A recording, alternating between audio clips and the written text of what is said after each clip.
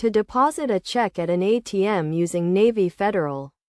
Start by locating a nearby Navy Federal ATM. You can do this by visiting their website or using their mobile app to find the closest location.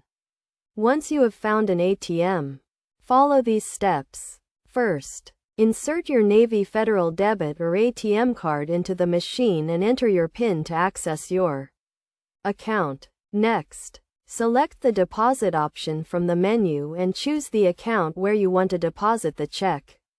You will then be prompted to insert the check into the ATM. Make sure the check is properly endorsed with your signature and the words "for deposit only." The ATM will scan the check and prompt you to confirm the amount. Review the amount to ensure it is correct. If everything is in order, select Yes to confirm the deposit and the ATM will provide a receipt and update your account balance. It is a good idea to keep the receipt for your records and verify the deposit was successful by checking your account online or through the mobile app.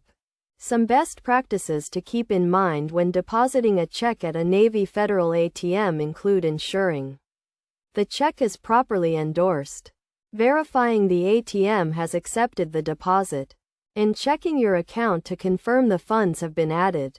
Additionally, be aware of any deposit limits and potential holds on the funds.